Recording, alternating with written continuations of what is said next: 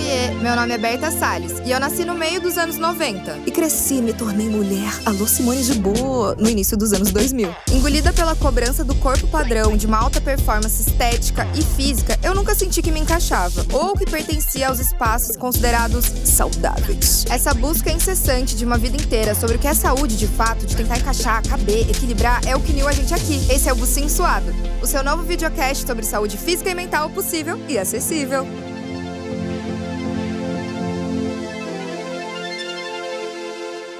Hoje, na sessão da tarde, você vai conhecer os mitos da tenebrosa, da malvada batata frita, que quando conhece o hambúrguer suculento, charmoso, arma um maior filme de terror na sua cabeça. Isso foi só uma brincadeirinha e analogia ao que a gente cresceu ouvindo a vida toda sobre alguns alimentos. E resumindo eles a bom ou ruim, uma coisa binária, assim. E isso é tão raso, né? E no fim do dia, é comida. É só comida. Shot de imunidade, água morna com limão, leitinho. Será que é veneno, gente? Só se a gente quiser, não é mesmo? Tratar alimentos como bons ou ruins, malvados, vilões, podem acabar desencadeando diversos transtornos alimentares. E uma relação completamente deturpada com a comida. E para desvendar os mistérios da feiurinha, do terror nutricional, a gente recebe a mestra nutricionista pela USP, Fê Alves. Ela também é coordenadora voluntária do Ambulim. Muito chique, muito maravilhosa. E ela vai responder tudo pra gente, desvendar todos esses mistérios desse filme de terror. Ai, eu preciso ter medo, será? E com vocês, Bucingers! Doutora Fê Alves! Obrigada! Tem como a gente classificar um alimento e simplificar ele em ruim ou bom? Tem, né? Que é o que a maioria das pessoas estão fazendo hoje em dia. Mas não é adequado, né? Até porque essa dicotomização dos alimentos, classificar os alimentos entre saudáveis, não saudáveis, permitidos, não permitidos, só vai criar uma pior relação ruim das pessoas com esses alimentos, né? Tem até um escritor chamado George Skrines, que ele escreveu um livro até sobre isso, né? Que é sobre… O livro chama Nutricionismo. Esse termo, basicamente, se refere a você diminuir os alimentos a nutrientes. Então, você simplifica completamente toda a alimentação a somente nutrientes. Eu nunca entendi, assim, e é uma coisa que a minha vida toda eu lutei. Ah, vou comer um hambúrguer. Não, mas o hambúrguer é muito ruim pra mim, ele vai me fazer muito mal. Quero comer um doce. Putz, mas ele é um vilão, não posso comer um doce. Tipo, mas no fim do dia, ele tem as qualidades nutricionais dele e também tem a relação emocional, né? Muitas vezes com o alimento também, tipo… Exato, então assim… Primeiro, de onde surgem essas informações, né? Porque são muitas informações, muito deturpadas. E que, de fato, não tem uma origem científica.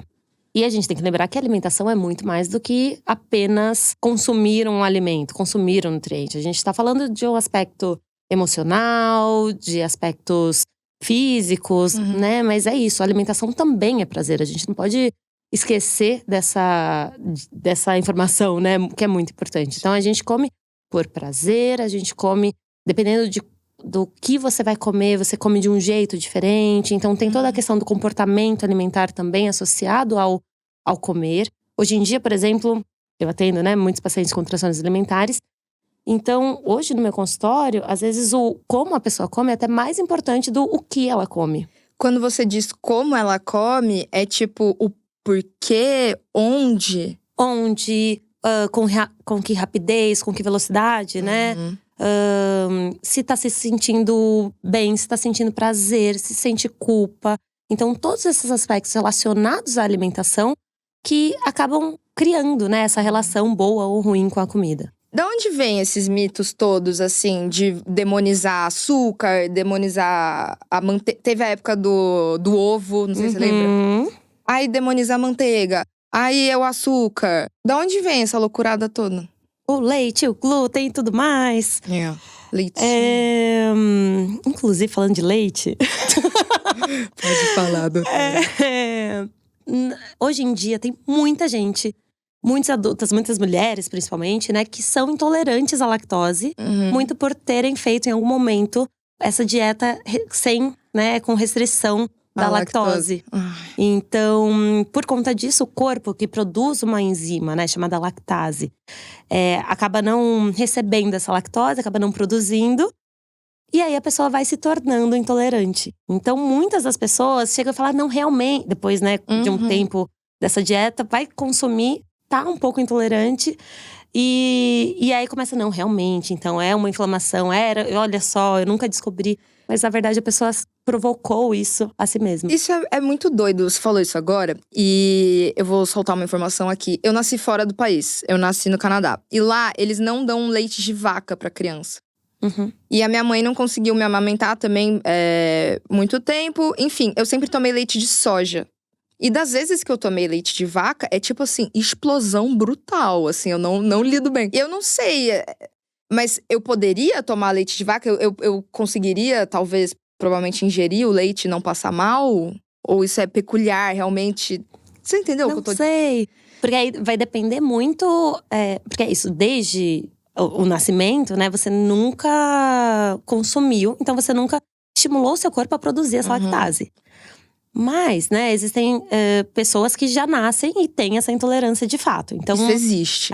Exato, existe. Tá. Então aí a gente não saberia dizer, porque realmente… Não, mas assim, a minha dúvida era meio essa. Existe gente intolerante. Existe gente intolerante. A glúten, a lactose, existe. Existe. Tá, mas… Só que o que acontece é que existe essa divulgação em massa dessas informações que não condizem de fato com a realidade, que não tem um fundo científico, muito para quê? Não é mesmo? Tu vê. Alguém tá lucrando com toda essa informação. Muita né? gente, né? Muita gente, e lucrando bastante, né? Então, é isso. As pessoas acabam se deixando influenciar. E não só por informações, às vezes até profissionais de saúde passam essas informações deturpadas, né?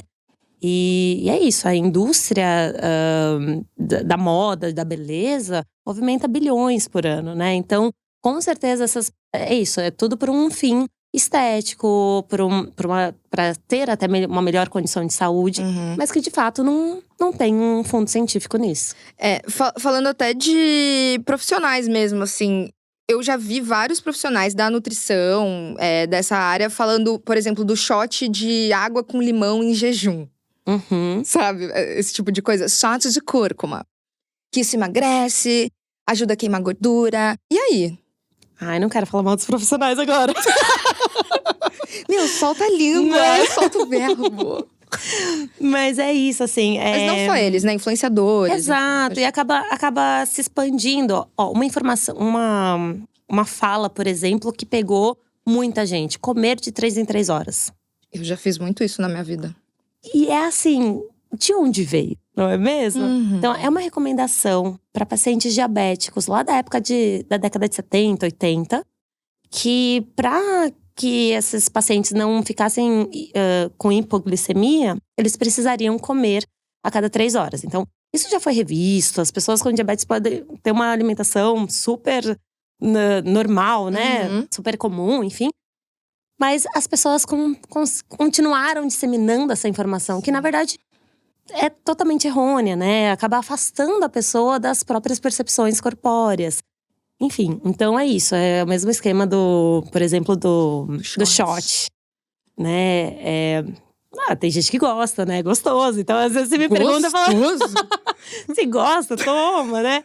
Mas não que de fato isso vá promover uma mudança, né? Exato. Tomar um suco, por exemplo, de limão, uma limonada. Ok, você vai estar consumindo uma maior quantidade de vitamina C. No geral, isso vai ajudar, né? Você melhorar um pouquinho a imunidade. Mas, de fato, o shot da imunidade não tem fim científico. Um fim científico. E é engraçado, assim… Engraçado não, né? Mas é curioso te ouvir falando. Você falou, o lance de comer de 3 em 3 horas. Partiu de um estudo com diabéticos. Me parece, né? Que os cientistas enfim, os pesquisadores fazem um estudo em cima de um grupo específico, os diabéticos. E aí, acho que a informação é disseminada de um jeito como se isso fosse funcionar para todos os corpos, para qualquer organismo. E né, cada um é… Isso quando é com pessoas, quando não são com ratos, por exemplo, né? Uhum. Então tem muitos estudos que são amplamente divulgados de uma forma deturpada e que quando a gente vai ler com uma certa crítica, de fato não é aplicado para a população como um todo, né? Então existe essa necessidade de a gente olhar de fato, analisar, principalmente os profissionais de saúde, essas informações para poder passar isso de uma forma adequada para a população. Sim, e eu queria também que a gente falasse um pouco sobre o quanto essa demonização, essa privação, né, dos alimentos causa transtornos alimentares. Qual é a relação que isso tem com transtorno alimentar? Então, Berta, seguinte… Então… Nunca se teve tanta informação em relação à alimentação. E nunca se houve, né, nunca se teve tantas pessoas doentes. Muito se fala de epidemia, por exemplo, de obesidade. E agora existe essa epidemia um pouco mais, não tão silenciosa, né? Porque agora tá vindo mais à tona, de transtornos alimentares, né? A partir dessa demonização da alimentação e dessa relação ruim que as pessoas acabam tendo com a alimentação, com o corpo, esse medo de comer diversos alimentos, isso faz com que a pessoa acabe tendo culpa quando come algum alimento que não poderia, né? O hambúrguer, por exemplo. Essa pessoa acaba criando essas crenças alimentares, esses pensamentos que para ela acabam sendo verdade, porque ela pegou tanta informação que é isso. Agora eu tenho esse pensamento que eu não posso comer hambúrguer porque senão eu vou engordar. Eu não posso comer glúten porque isso vai inflamar o meu corpo. Se eu não tomar o chá de imunidade, eu vou ficar doente. Então, essas informações, elas vão se juntando e criando essas crenças alimentares, fazendo com que as pessoas fiquem com essa relação ruim com a alimentação. E essa culpa, principalmente, pode desencadear, sim, transtornos alimentares, né? Então, a pessoa pode deixar de comer diversos alimentos, fazer dietas restritivas e acabar perdendo muito peso, desenvolvendo uma anorexia, ou acabar tendo compulsões, né? Enfim, então… De fato, isso acontece. Você acredita que isso hoje em dia é pior? Porque, assim, eu sou uma pessoa que cresceu nos anos 2000, com capa de revista, vendendo magreza, culto à magreza, dieta 15 dias, perca 85 quilos, sei lá, tipo umas paradas assim. E aí é muito louco, hoje em dia a gente tem muito mais acesso às informações e, conhece melhor os alimentos e tal. Mas a gente voltou, né, assim, a cultuar muito a magreza e reduzir os alimentos a isso. É tipo, esse aqui não é inflamatório. Esse aqui, vai me deixar zoada e eu vou engordar. Assim, você acha que piorou isso com o tempo? Eu acho que acabou piorando, sim, sabe? Porque é isso, é muita informação. E aí as pessoas acabam consumindo esse tanto de informação sem saber muito bem o que é verdade, o que não é. Mas acreditando, e acabam acreditando em muitas dessas informações não tão assertivas, né? Não corretas, na verdade. O que acontece também hoje em dia é que existe também essa informação quanto a tratamento, quanto a… Ok, temos então um transtorno… Existe essa doença, existe essa relação ruim com a alimentação. Então, existe também essa maior procura. Sim. Então, existe, né, as pessoas que estão procurando mais esse tratamento. Eu acho que sim, existe essa piora, assim. Tanto que existem ondas. Então, já teve, por exemplo, uma dieta do Can. E aí, depois dessa dieta… Fiz do Can. Que era da proteína. Tipo, eu lembro que era assim… Tinha um amigo meu que ele comia um salame de manhã, tipo assim, uma mortadela de manhã. E aí, tipo, um salame no almoço. Assim, era uma doideira. Entendeu? E aí, assim, pode ser que esse seu amigo, por exemplo, não tenha desenvolvido transtorno alimentar. Mas existem… E a grande maioria da população não vai desenvolver transtorno alimentar. O que acontece é que elas acabam tendo esse quadro onde não fecham todos os critérios para transtorno alimentar e acabam tendo esse comer transtornado. Que são pitadas desses sintomas de transtorno alimentar no dia a dia, na vida dessas pessoas. Nossa, eu acho que eu não conheço quase ninguém que não tenha um comer transtornado, sabia? O que é muito triste. É muito triste. E aí você vê na cara da pessoa, assim, às vezes a culpa de comer… Eu mesmo também, tipo, comer um macarrão à noite, sabe? Tipo, nossa, pra mim é um problemão. E é isso, de onde veio essa crença, né? Esse pensamento? Veio de uma informação em algum momento que carboidrato à noite engorda. Comer depois das 8 engorda. Exato. É muito. Então é isso. E esse terrorismo acaba gerando uma indústria que é isso. Lucra-se muito com isso, né? Lucra-se muito com a insatisfação do corpo feminino. Né? E sempre, a gente tava falando antes ali dos bastidores, né? Daí eu falei assim, engraçado, né? Que é sempre com mulher dela. Você tem 3 horas pra gente conversar sobre isso? Porque bate muito na gente, né? Sim. A indústria da beleza movimenta milhões, bilhões, né? Não, é chocante. Eu lembrei agora da dieta paleolítica. Lembra dessa?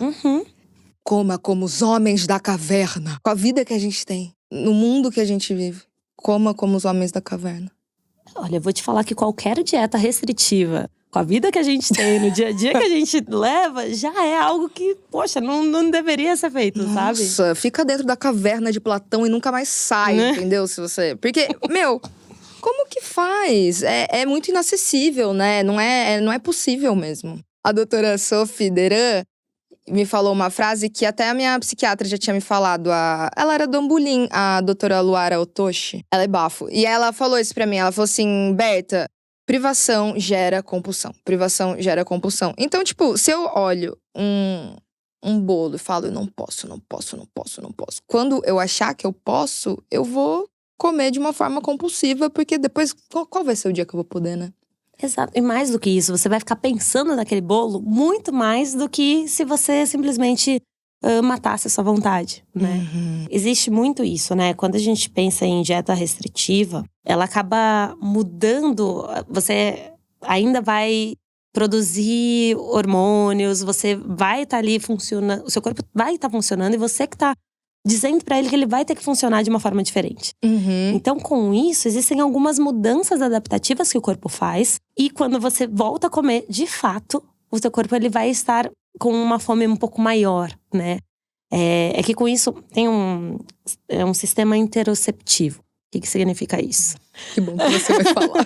Que assim, Basicamente, o corpo ele consegue dar sinais do que ele quer, né? Então, quando você não fica pensando em respirar. Você respira. Você vai fazer você percebe a sua vontade de fazer xixi. O que acontece é que com essas dietas restritivas, as pessoas perdem a noção e a percepção de fome, de saciedade, da vontade propriamente. Então, existe esse comer. Acabam comendo muito mais por emoções do que de fato por sensação fisiológica, né? Então, existem muitas adaptações que vêm.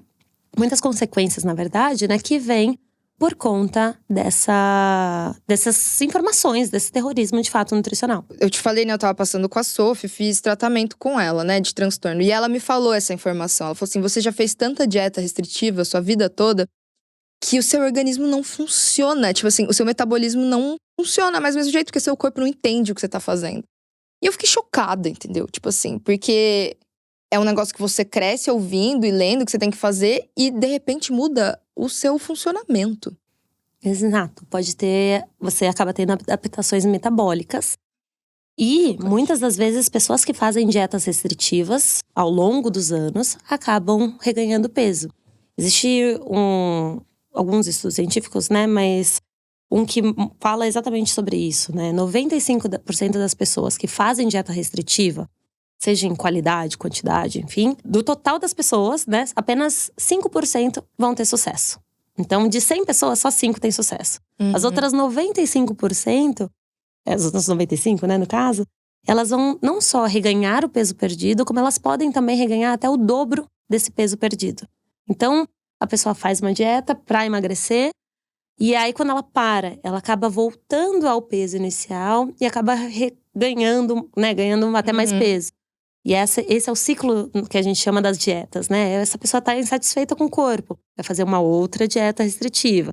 E aí, ao longo dos anos, quando a gente vai analisar, de fato, essa pessoa acaba ganhando mais peso e aumentando o peso, ao invés de conseguir o efeito do emagrecimento. Então, eu achava que isso era só, né?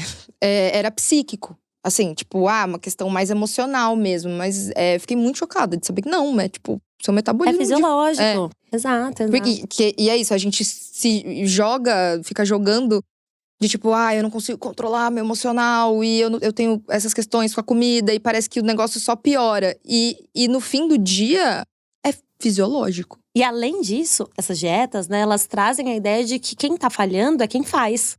Quando, na verdade, o método é falho, né? Então, existe muito essa culpa do mas eu não tenho jeito, mas eu não consigo comer, eu não tenho controle, eu acabo me descontrolando.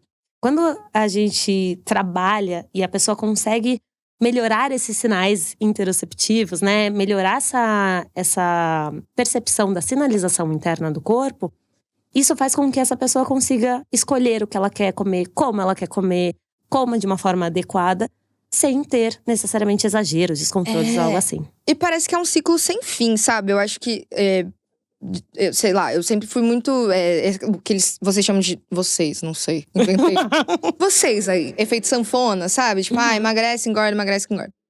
E isso sempre foi muito reforçado pela minha família, pelas minhas amigas. Então, todo Natal em família, que é uma situação que você vai comer, já tem toda essa pressão, porque já é muita comida.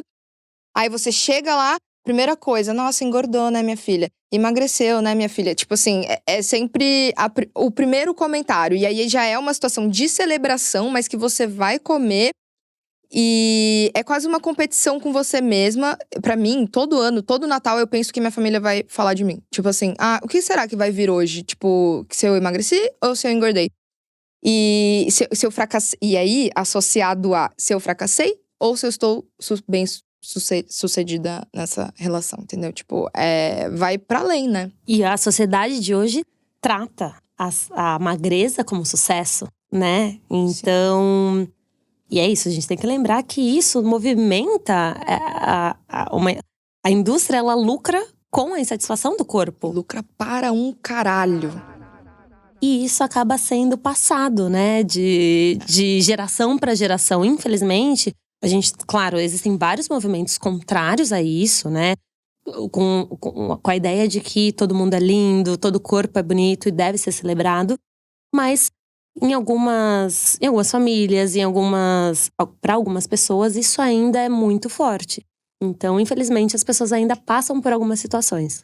E assim, é o que a gente tava conversando ali também antes desse retrocesso, assim, do culto à magreza. Eu te contei, né, do TikTok das meninas de 14 anos gritando uma pra outra, magra, magra. Tipo assim, é absurdo, sabe? E eu entendo que amar o nosso corpo, a gente não vai amar nosso corpo todo dia. Não vai se achar a pessoa mais linda do mundo, não sei o que, todo dia. Mas assim, é muito agressivo, né? Você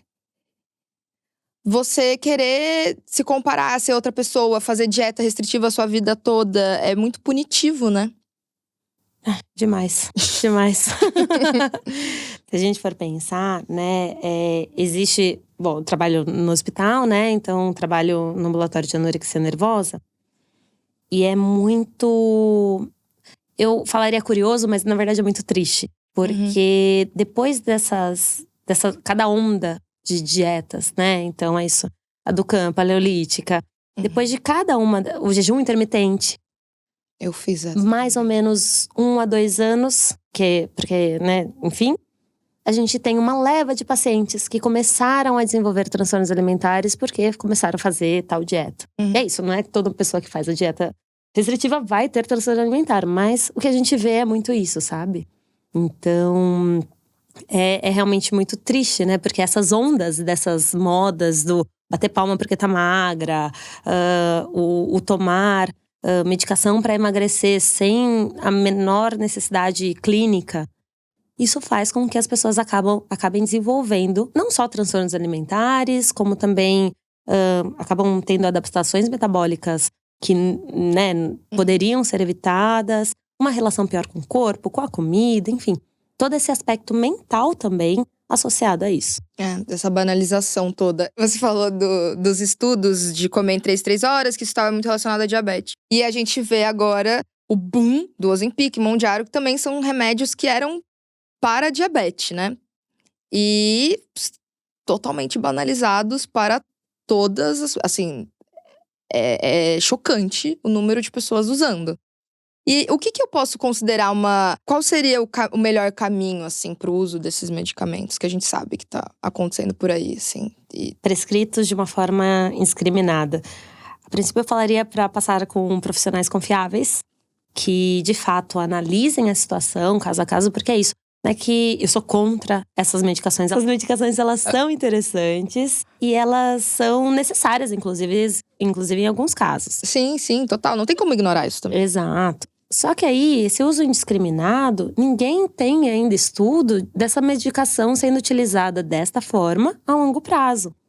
Então, de fato, ninguém sabe o que vai acontecer daqui a 5, 10 anos com essas pessoas que estão aí tomando… De forma desenfreada e sem acompanhamento, né? Exatamente. Eu tomei a semaglutida em 2020. Eu tava com pré-obesidade e, enfim, questões de colesterol alto, exames completamente… Um quadro clínico que justificava. Isso, quadro clínico que justificava. E pandemia torando, uma relação meio bizarra com álcool também. E passei numa nutróloga. A princípio, ela me passou um plano alimentar e falou assim: Berta, faça esse plano por 2 meses, assim, tipo, e corta o álcool, exercício físico, e aí você volta. Mas assim, ela me indicou a semaglutida. Eu falei que não queria, daí ela falou: então tá, então tenta seu rolê aí. Cara, eu voltei, e aí é isso, né? Tipo, passaram 2 meses, voltei e tinha perdido 1 quilo. Fiquei muito puta. Que é isso, você se esforça, você, tipo, fica, sabe, né, muda toda a sua relação, o seu ambiente, né, do comer, a relação com comer, enfim, tudo muda, dos prazeres e tal. E você perde 1 quilo, assim, querendo ou não, é frustrante. E aí, daí ela falou, você não quer tentar a semaglutida? E aí eu tomei semaglutida por 6 meses com acompanhamento de nutróloga, psicóloga e psiquiatra. Mas assim, é muito caro também tudo isso, né? É a famosa pílula mágica. Mas, e é isso. E na época, não foi só a semaglutida, né? Tinha alimentação, exercício físico, até porque, né, senão não faz nem sentido. Mas muita gente faz isso, né, sem todo esse acompanhamento, assim, né? É isso. No teu caso, você teve uma justificativa clínica, você teve um acompanhamento adequado. E isso fez com que você mudasse esse quadro. Lindo, maravilhoso. Existem muitas pessoas que querem, na verdade, a pílula mágica, né? Porque é isso, mudar a alimentação. E aí eu nem vou falar de uma alimentação de um cardápio onde você tem que seguir isso, aquilo, outro, porque, de novo, isso, na verdade, acaba gerando um aumento de peso depois de um tempo, pra maioria das pessoas, tal, enfim. Mas aí, quando a gente pensa em uma mudança na alimentação, numa reeducação alimentar, observando percepção de fome, saciedade, adequando, fazendo atividade física, de fato, você vai demorar um pouquinho mais do que tomar uma medicação ali rápida, para emagrecimento. E é isso, né? É muito caro. De novo, a gente vai falar de lucro, né? Vamos, É muito caro e tem esse efeito imediato. Só que aí, quando a gente pensa em médio e longo prazo, tanto essas medicações quanto dietas restritivas, elas têm esse efeito a curto prazo. Então, se você fizer uma dieta muito restritiva, você vai perder peso.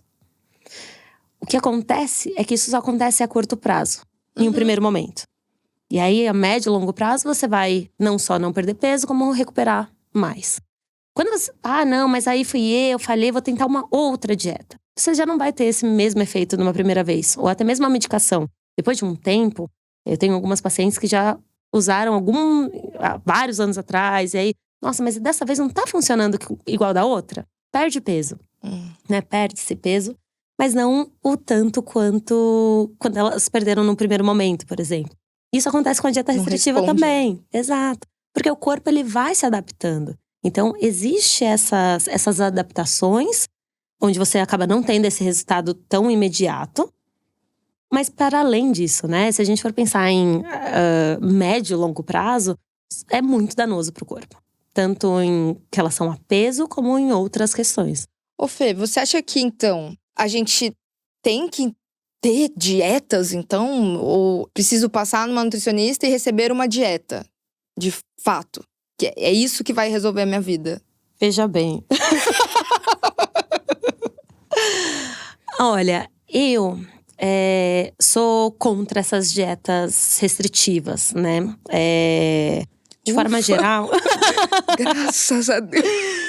Imagina, de esse tempo todo, não era?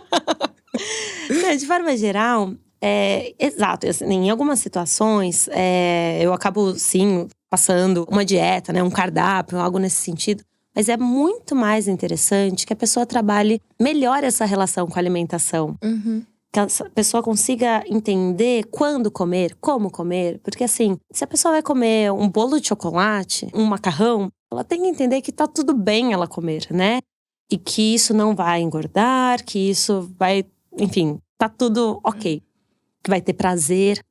E para que isso aconteça, ela precisa melhorar a relação com a alimentação, precisa comer de uma forma adequada. E quando eu falo de comer de uma forma adequada, não comer, sei lá, em pé, rápido, na pia, né? Sentar, comer o suficiente para se sentir saciada, começar a comer quando sentir fome. Então, é meio que… Vários pacientes até falam para mim, eu vou então reaprender a comer. Porque quando a gente nasce, a gente tem muito isso, né? Uma criança, ela sabe quando ela precisa começar a comer, ela sabe quando ela não precisa mais comer, quando ela tá saciada.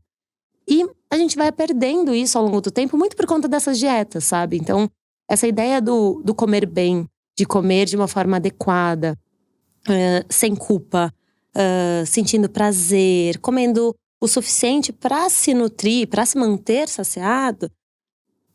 Essa é a ideia de uma boa qualidade de vida. E com isso, o corpo ele vai respondendo também, né? Talvez num prazo maior, né? Num tempo maior. Mas aí você tá mudando o seu jeito e a sua relação com a comida. E isso é pra sempre, né? Exato. Aí a gente fala em médio e longo prazo. Em médio e longo prazo. E até no que a gente tava falando de rotina, de vida, de uma vida que é corrida, sabe? A vida que a gente vive, às vezes não dá pra eu ficar pesando 50, sei lá, 100 gramas de frango todo dia.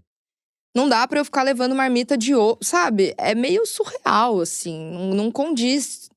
Vou meter lá na marmita, andar no busão com 3 ovos, sabe? E é isso. Quem pesa alimentos, por exemplo, morre de medo de comer no restaurante. E, gente, é muito prazeroso comer em um restaurante, né? Então, essa é a ideia. É a ideia que a pessoa consiga se alimentar em diferentes ambientes, em diferentes momentos do dia, de uma forma adequada e sem que tenha esse medo. Sem que precise parar para pesar uma comida ou não comer porque vai estourar as calorias. Fica ou muito algo nesse refém, sentido. né? Exato. Refém, aí não viaja, aí não sai pra jantar, não faz nada, porque priva a vida toda, né? A Fê fez um post no Dia Mundial da Alimentação. E é um último tópico que eu quero falar aqui, antes da gente ir pros quadros, que eu acho que é importante falar. Você postou assim, ó… Vou ler tudo que tu disse. Muitas mulheres sofrem com a culpa, medo e restrições alimentares, enquanto tantas outras lidam com a fome e a falta de acesso aos alimentos básicos. Essa cultura acaba fortalecendo essa disparidade, essa desigualdade. Discorra sobre… Tô zoando. Ai, suei. Tô passando mal. Bucinho suado. Bucinho suado totalmente. Não, mas assim, eu acho que só pra fechar… Porque também não tem como a gente tá no país que a gente tá e não falar desse recorte, né? Sim, sim. Aqui também. E é isso, enquanto tantos têm muito, né? Muitos têm tão pouco. Ao mesmo tempo que em algumas camadas, né? A gente tem essa possibilidade de escolha, essa possibilidade de entender, escolher o que eu quero. E às vezes é isso, né? Comer menos, por mais que eu tenha uma maior possibilidade. Eu acabo comendo de uma forma restritiva. Muitas pessoas não têm nem o que comer, né? Básico, né? Só que aí, pensando ainda nessas pessoas que não têm o básico, elas também sofrem influência de toda essa informação deturpada. E então existem muitas camadas em relação a essa população de forma específica, sabe? Existem o acesso à alimentação mais natural, alimentos orgânicos. É muito caro. É muito caro. Para pessoas que vivem com salário mínimo, isso é irreal, né?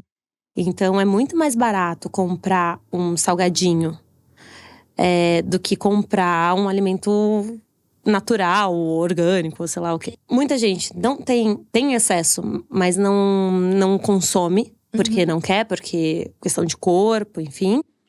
Tem essas outras pessoas que não têm acesso, gostariam de ter para poder comer melhor e não conseguem. Então acabam consumindo alimentos mais industrializados, que não são tão nutritivos. Porque quando a gente come um alimento industrializado, de forma geral, ele não dá uma saciedade que um alimento, uma comida de panela daria. Então, existe de fato essas diferentes restrições provindas por diferentes razões, né? Ao mesmo tempo, essa população também tem uma relação ruim com o alimento, pode ter uma relação ruim com o corpo, comida, porque também sofre influência de todas essas informações. Então, só que é isso, você também não vai ter um tratamento adequado, porque um tratamento adequado especializado é muito caro. É caríssimo. Então, é algo que a gente precisa olhar também, né? A gente precisa favorecer o tratamento para essas pessoas que sofrem com o mesmo padrão de estética que pessoas mais abastadas. Sim, né? E é isso mais ou menos que o Ambulim faz, né? Que o projeto que você é coordenadora tem esse trabalho, né? Sim. Que, enfim, se você puder até falar um pouco mais sobre o Ambulim, o trabalho que você executa. O Ambulim, ele é um ambulatório de transtornos especializado para o tratamento, né, de transtornos alimentares, onde só existem profissionais especializados lá trabalhando.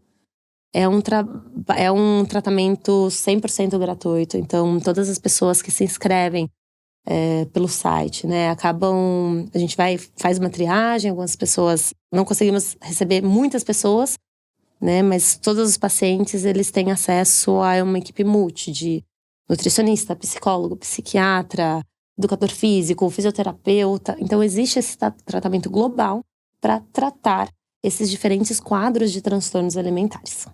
Lindo. Parabéns pelo seu trabalho, de verdade, eu sou muito Obrigada. fã. Eu conheci através, acho que eu te falei, né? Eu fui pesquisar, assim, institutos que tratam transtorno alimentar e tal, de forma gratuita. Pra fazer um post no meu Instagram, enfim, porque muita gente é isso. Não tem acesso, tem as suas questões, sofrem com transtorno alimentar, enfim, outras questões. E não tem acesso, né? Daí eu fui pesquisar e o Ambulim, acho que foi o primeiro que apareceu, assim. Aí eu comecei, até conversei no Gram, na DM, com alguém lá do Ambulim. E fiquei muito fã, assim. Te achei por lá. Ai, que bom. Eu sou suspeita, né? Então… Não, parabéns, de verdade. É um trabalho muito foda. E é muito legal porque os profissionais que trabalham no Ambulim trabalham de forma voluntária. Então, são profissionais doando seu tempo para ajudar essa população menos favorecida. Foda. Muito foda, parabéns. Obrigada. E acho que a gente podia também, antes de ir pros quadros, deixar um recado, assim, pra quem estiver passando por algum transtorno alimentar, distúrbio de imagem, questões… procurem um profissional. Qual recado você gostaria de deixar, Fê? Procurem informações…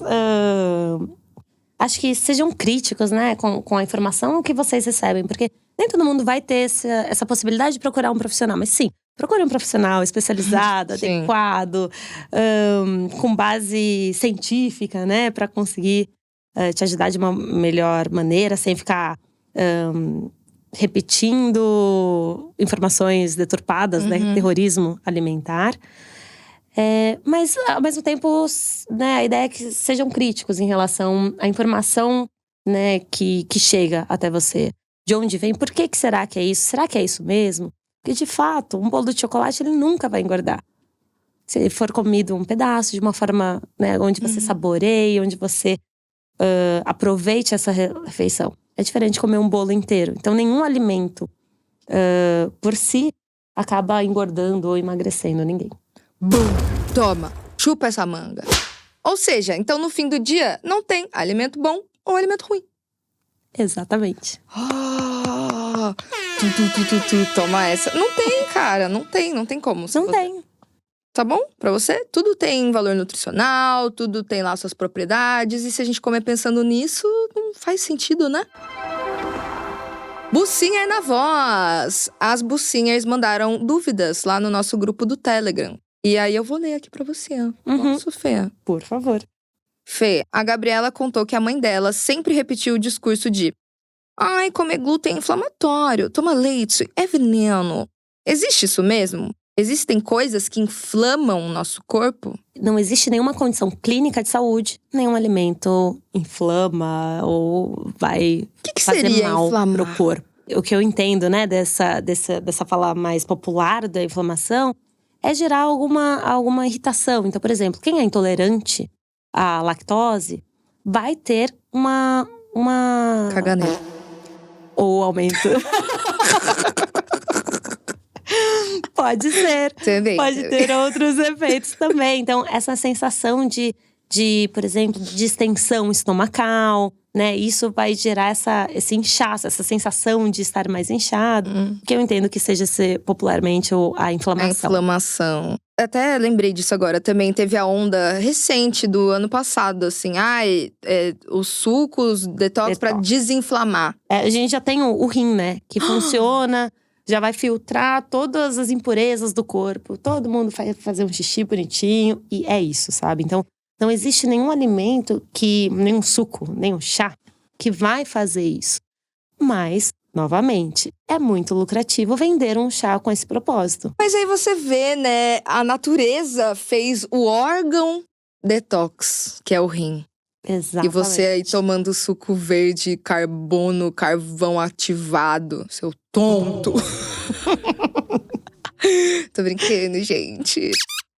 Ó, a Gi perguntou: precisa tomar um shot inflamatório toda manhã? Não precisa. Não precisa. Só toma se você realmente gostar desse chá, desse shot. Não vai desinflamar, Gi. Não vai desinflamar. Se eu tomar cúrcuma, limão, não vai. Sinto te informar. Bate no lance da cultura aí do Instagram, né? Das blogueiras. Cuidando, exato. Tipo, ai, bom dia, tomando meu shot com vitaminas. Tudo de bom. Ó, a próxima pergunta. Bruna Santos. Essa eu achei profunda. Como se livrar dos pensamentos de restrição que desenvolvemos após vir de uma dieta restritiva? Nossa, que boa pergunta. Não é? Caraca. Existe uma nutricionista, pesquisadora, que trouxe um tema, né? Ela trabalha muito com comer intuitivo. Existem vários passos para conseguir chegar a esse comer intuitivo. Então, depois de fazer uma dieta restritiva, de fato, existem muitos medos aí relacionados ao momento, né? Do tipo, putz, se eu não comer de uma forma restritiva, eu vou ter um exagero. Mas isso é consequência da alimentação restritiva, né? Não que, de fato, a pessoa seja assim. E aí, aos poucos, a gente consegue criar uma melhor relação com essas percepções fisiológicas do corpo. Conseguir não só escutar, mas atendê-las. O corpo, ele é muito sábio. Então, muitas das vezes, tem gente que… eu tô com vontade de comer feijão. Dá uma vontade de comer feijão do nada. E quando você vai ver, o paciente tá com anemia. E aí, o feijão tem muito ferro que ajuda na anemia. Então, assim…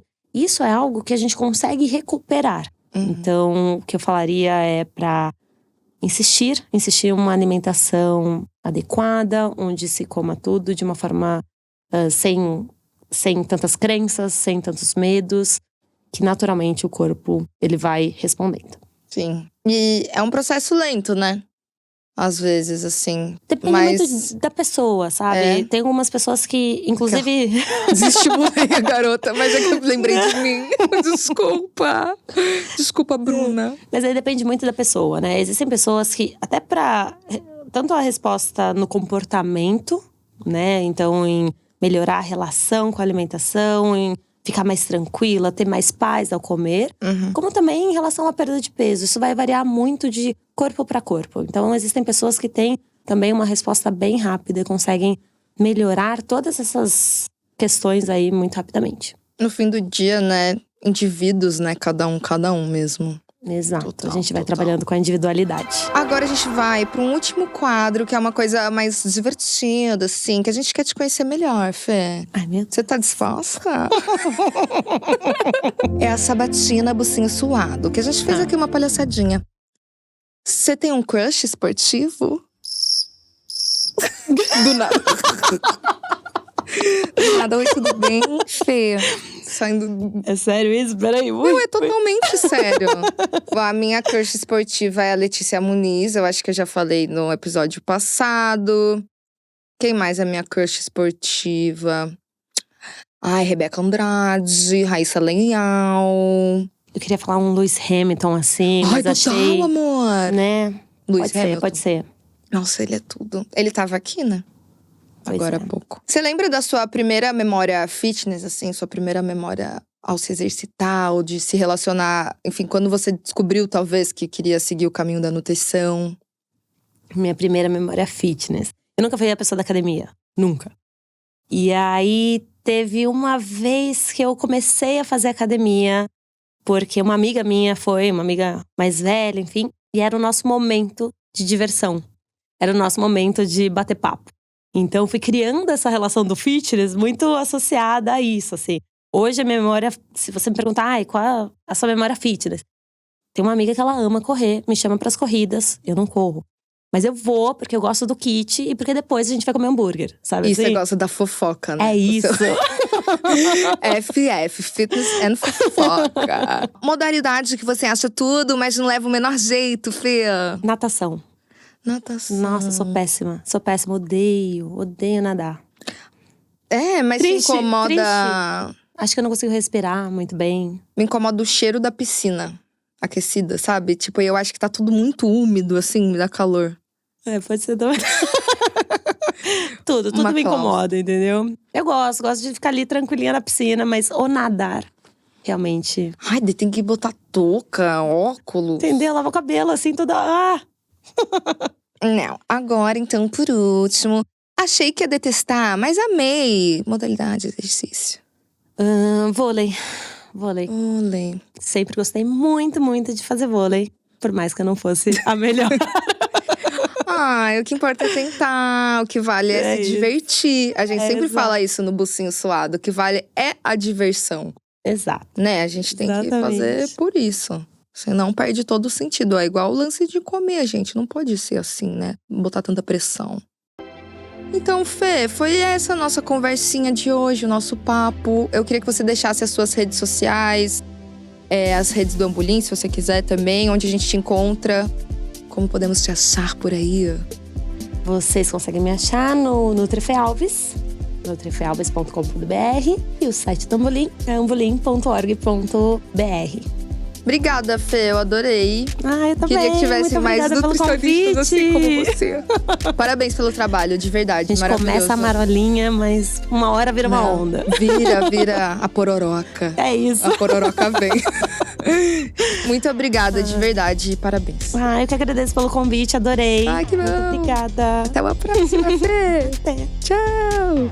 Não esquece de avaliar o nosso podcast, deixa seus comentários, que a gente sempre lê, a gente sempre responde, tá bom? Um beijo e até a próxima semana. Tchau! Produção, Zamunda Estúdio. Apresentação, Berta Salles. Roteiro, Berta Salles e Bruna Barbosa. Artes, Matheus Tomé. Até o próximo episódio. Um beijo no seu buço suado.